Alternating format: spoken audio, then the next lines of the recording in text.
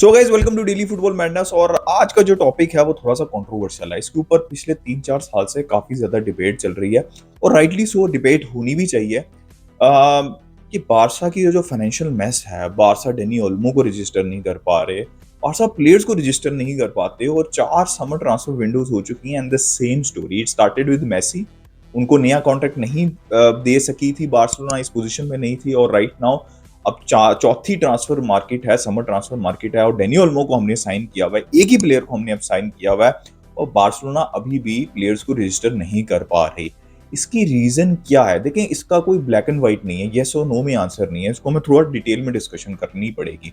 देखिए, इस वीडियो के अंदर ना मैं जो ग्राउंड से बाहर चीजें हैं ना उसके ऊपर ज्यादा डिस्कशन करना चाहूंगा, कि वेजेस के ऊपर, फाइनेंशियल सिचुएशन के ऊपर मैं ज्यादा डिस्कस करना चाहूंगा, क्योंकि ऑन द ग्राउंड ना कुछ भी हो सकता है। अभी आपने हांसी फ्लिक को, फॉर एग्जांपल, अभी समर ट्रांसफर विंडो एंड होती है, आप उसको प्रॉपर डीएम नहीं देते, ही गोज, आपने गुंडोगन भी ले लिया, he goes with Casado and Bernal, वो लेफ्ट विंगर के बगैर जाते हैं ट्रांसफर सीजन के अंदर।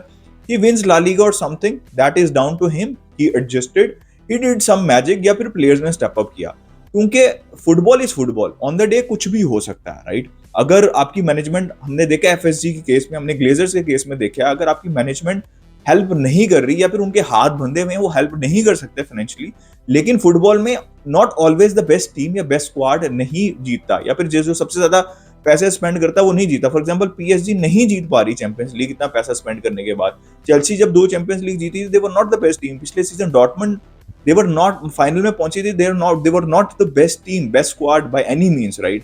बायर लेवरकूसन का केस देख लें, अगर आप उनको बायर्न से कंपेयर करें, लेस्टर सिटी का देख लें, इसी तरह और भी बहुत से क्लब हैं जो कि हिस्टोरिकली जीते हैं। आप यूरोज देख लें, इटली जब जीती थी, स्पेन जीती थी, दोनों के स्क्वाड जो है in comparison to other team best नहीं थे। तो on the day football field में कुछ भी हो सकता है, उसके ऊपर हम फिलहाल डिस्कशन नहीं कर रहे। फाइनेंशियल मैस कौन रिस्पॉन्सिबल है? देखें, बारसा फैंस ना, बारसा की जो मैनेजमेंट है वो भी बार्टोमेओ को और उनकी मैनेजमेंट को कसूरवार ठहराती रही है शुरू में, लेकिन उन्होंने अब ये चीज बंद कर दी है। अब लपोटा आके या फिर उनकी मैनेजमेंट आके ये नहीं कहते, क्योंकि उनको भी पता है भाई 3 साल हो चुके हैं, अब हम 3 साल के बाद भी ये कहूंगा कि कहेंगे कि बार्टोमेओ की वजह से हुआ है, बार्टोमेओ की वजह से हो, तो लोग हमें पागल समझेंगे। लेकिन कुछ फैंस अभी भी हैं जो कि बार्टोमेओ का नाम अभी भी लेते हैं और लेना भी चाहिए। अच्छा, बार्टोमेओ ने क्या गलतियां की उसके ऊपर हम करंट सिचुएशन के ऊपर भी डिस्कशन करेंगे, लेकिन सबसे पहले हम बार्टोमेओ के ऊपर डिस्कशन कर लेते हैं। क्या गलतियां की बार्टोमेओ? देखिए, बार्टोमेओ का जो एरा था ना, वो बार्सिलोना की हिस्ट्री का डार्केस्ट एरा था, इसमें कोई डाउट नहीं है।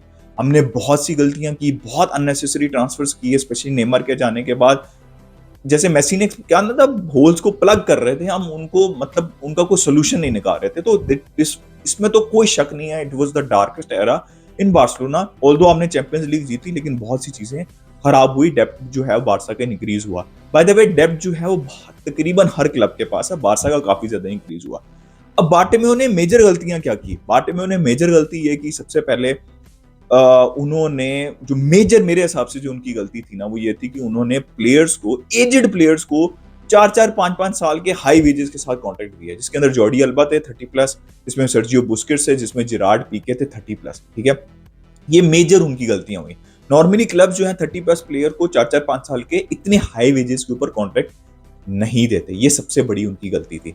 अच्छा, अब और गलतियां जो हैं, जो फैन समझते हैं कि बहुत बड़ी गलतियां थी बार्टोमेओ की, उनमें से एक गलती फ्रैंकी डियोंग की है और लांगले की भी है। ठीक है, अच्छा, लांगले को जिस सीजन कॉन्ट्रैक्ट दिया गया था ना, उस सीजन आपको याद होगा, लांगले का एक सीजन बहुत अच्छा गुजरा था, he was our most likely our best defender, right? और उसी सीजन अनफॉर्चुनेटली बारसा ने उनको कॉन्ट्रैक्ट एक्सटेंड कर दिया था। लेकिन लांगले की जो वेजेस है ना, अभी भी अगर आप देखें तो 5 से 6 मिलियन नेट है, 12 मिलियन ग्रॉस के ऊपर जाती हैं, जो कि अभी हमें दुखती हैं, बिकॉज वो बिल्कुल भी नहीं खेलते क्लब के लिए, कोई आउटपुट नहीं है। लेकिन अगर कोई भी आप नॉर्मल क्लब में जाए ना, 4-5-6 मिलियन नेट सैलरी इस रेंज के अंदर सारे प्लेयर्स को ऑलमोस्ट मिल रही होती है, राइट? लेकिन लांगले को एक लॉन्ग टर्म कॉन्ट्रैक्ट दिया गया, उनकी एज भी थी उस साइड पे, बट वो हमें हर्ट कर रही है बार्टोमेओ के एरा में अभी भी, क्योंकि वो हमारे वेज बिल के ऊपर है, टॉप 10 के अंदर। दूसरा जो सबसे बड़ा पॉइंट ऑफ डिस्कशन है, फ्रैंकी डियोंग। भाई, फ्रैंकी डियोंग को कैसे दे दी बार्टोमेओ ने? फ्रैंकी डियोंग सबसे बड़ा मसला है। फ्रैंकी डियोंग की वजह से ही क्लब के हालात बुरे हैं, बिकॉज सबसे ज्यादा वेजेस वो ले रहे हैं। सबसे पहली बात यह है कि मैं एक चीज क्लैरिटी आपको कर देना चाहता हूं, ये एक दफा समझ लें बात। जो फ्रैंकी की वेजेस अगले इस साल और अगले साल मेंशन होती हैं, उसके अंदर डेफर्ड वेजेस भी हैं। 2 साल तक उन्होंने वेजेस नहीं ली थी, ऑलमोस्ट समझ लें ऑलमोस्ट नहीं ली थी। तो अगर जितने भी सोर्सेज हैं, मार्का और भी स्पोर्ट और भी जितने भी जिन्होंने ये सैलरीज मतलब सामने हमारे रखी हैं, या फिर क्लब ने कहीं ना कहीं लीक की है, क्योंकि क्लब जो है ना, क्लब जिसको सेल करना होता है ना उसकी सैलरी लीक कर देता है, जिसको सेल नहीं करना होता उसकी सैलरी। अब डैनी ओल्मो की सैलरी किसी को नहीं पता, गुंडोगन की सैलरी किसी को नहीं पता थी, लेकिन अब पता चल गई है जब वो छोड़ के गए हैं।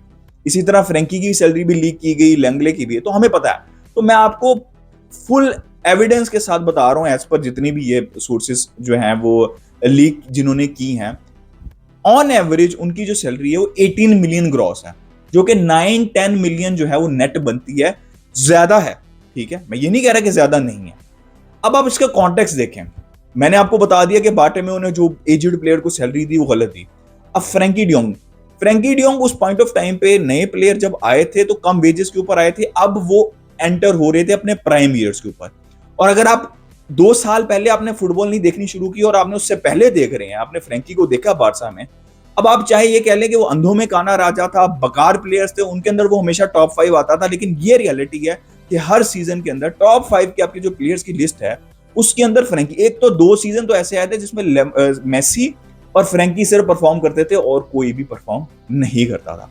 उस पॉइंट ऑफ टाइम पे अब एक नया मेजर कॉन्ट्रैक्ट जाने देने वाले हैं आप एक प्लेयर को जो अपने प्राइम ईयर्स को हिट कर रहा है। अब वो कह रहा है कि मुझे 8 या 9 मिलियन नेट सैलरी चाहिए, लेकिन आप कहें नहीं भाई हम आपको 4-5 देंगे, ठीक है। कोई भी दुनिया का player 4-5 net million salary accept नहीं करेगा उस पॉइंट ऑफ टाइम के ऊपर। या तो आपको कहना पड़ेगा कि मैं आप छोड़ के चले जाएं क्लब, जो कि आप उस टाइम पे नहीं कह सकते थे क्योंकि he was of your main performer, ठीक है। तो जो लोग कहते हैं ना बार्टोमेओ ने फ्रैंकी को गलत सैलरी दी थी, तो भाई क्या करते, फ्रैंकी को क्लब से जाने देते उस पॉइंट ऑफ टाइम पे। अब अराहो इस टाइम के ऊपर तकरीबन 7 मिलियन ग्रॉस के ऊपर है, जो कि 3-4 मिलियन नेट बनती है। अब वो अपने पीक ईयर्स को हिट कर रहे हैं, मिनिमम 7 मिलियन नेट जो है ना वो मांग रहे होंगे अराहो, ठीक है, आई गारंटी यू। और उनकी उसमें गलती नहीं है क्योंकि ये उनका एक मेजर कॉन्ट्रैक्ट है जो कि वो अब मांग रहे हैं। अगर वो 4-5 साल का कॉन्ट्रैक्ट फिर 4-5 नेट मिलियन के ऊपर साइन कर लेते हैं, it does not make sense for Araujo. इसी तरह फ्रैंकी के लिए भी ये सेंस नहीं बनती थी, ठीक है। खैर, बार्टोमेओ ने उनको कॉन्ट्रैक्ट दे दिया, लेट्स मूव ऑन, ठीक है। बार्टोमेओ ने फ्रैंकी को भी दे दिया, लंगले को भी दे दिया और इन एजेड प्लेयर्स को भी दे दिया। अब मैं फ्रैंकी की एग्जांपल एक और अराहो की एग्जांपल तो दी है। अब बहुत से लोग मिक्स कर जाते हैं आंसू फाटी जो कि चौथे नंबर पे हैं वेजेस के अंदर, जिनकी सबसे ज्यादा वेज बिल है। लोग कहते हैं कि बार्टोमेओ ने आंसू फाटी को वेजेस दी थी। भाई कॉन्ट्रैक्ट जो है ना वो लपोटा ने दिया था। Get your facts straight.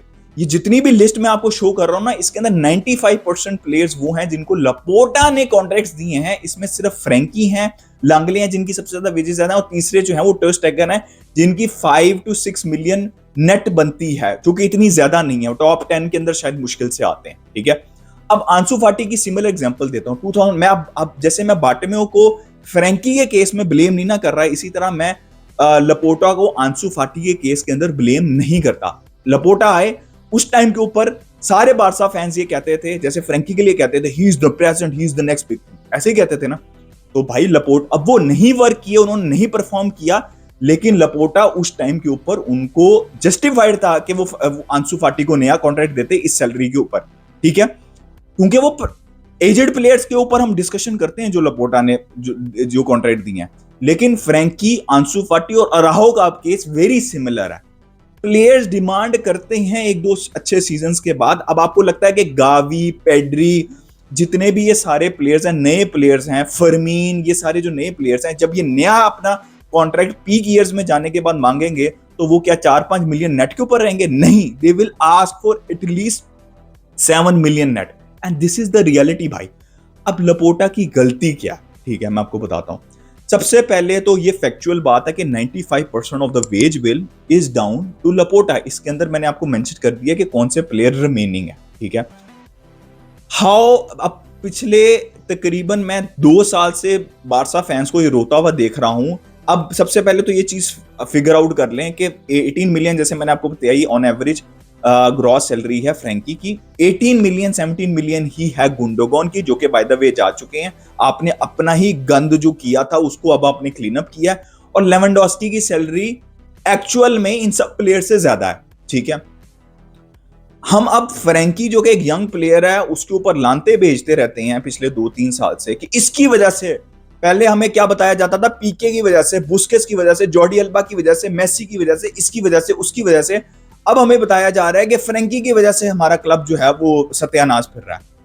Parallel में आप फ्रैंकी की वेजेस कट करने के चक्रों में कि इसकी वेज कट होगी तो हमारा क्लब सुधर जाएगा, और उसके पैरेलल में लपोटा एक 34 साल के लेवेंडोस्की को ना सिर्फ 50 मिलियन के अंदर लेके आते हैं, बल्कि लेवेंडोस्की को सबसे ज्यादा वेजेस भी देते हैं, 34 ईयर। अब बार्टोमेउ को मैंने कहा कि वो गलत थे एज्ड प्लेयर्स को सैलरी देने में, तो लपोटा कैसे जस्टिफाई हो गए 34 एज के लेवेंडोस्की को इतनी ज्यादा सैलरी देने में।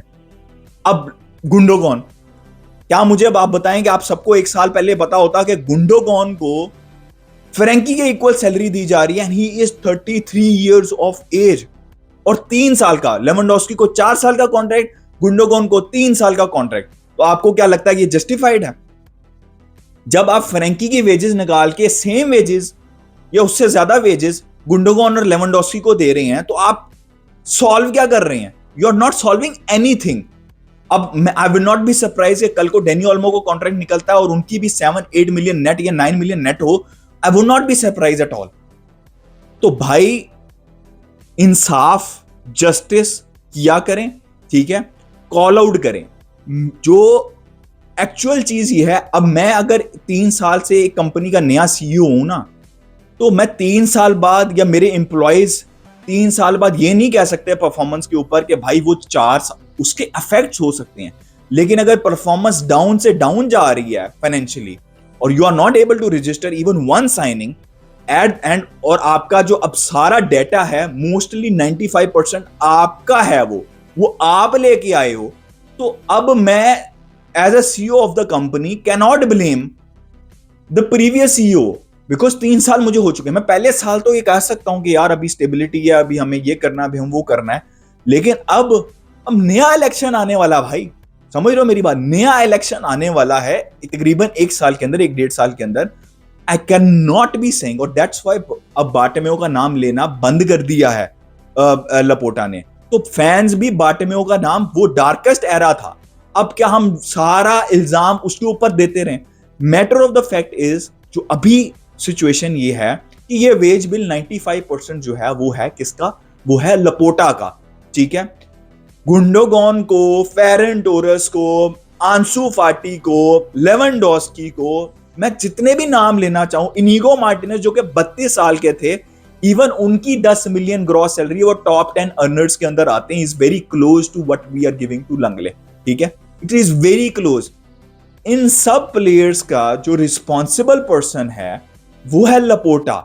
अब वो जस्टिफाइड है कि नहीं है, मैं इस डिस्कशन में नहीं पढ़ रहा, मैं सिर्फ आप लोगों को ये बात बता रहा हूं कि ये जो वेज बिल है इसके अंदर फ्रैंकी हैं और उनकी डेफर्ड स्टेजेस हैं, लांगले हैं, टर स्टेगन को मैं काउंट ही नहीं करता क्योंकि उनकी ज्यादा सैलरी नहीं है। It is everything to do with Laporta, so he is answerable. Stop using this social media agenda कि भाई अब इसका जवाब भी हम बार्टोमेउ से मांगे। इसका जवाब लपोटा को ही देना भाई, लपोटा को ही देना है जिन्होंने निको का नाम लिया था, लपोटा को ही देना है जिन्होंने 2 महीने पहले, 1.5 महीने पहले ओपनली कहा था कि हम निको की साइनिंग कर सकते हैं। अब आपको समझ लगे कि हम निको को क्यों नहीं साइन कर पाए, कि निको क्यों नहीं आए, because Barca will not be able to register Nico, Barca कर ही नहीं सकता था, and that is the bottom line.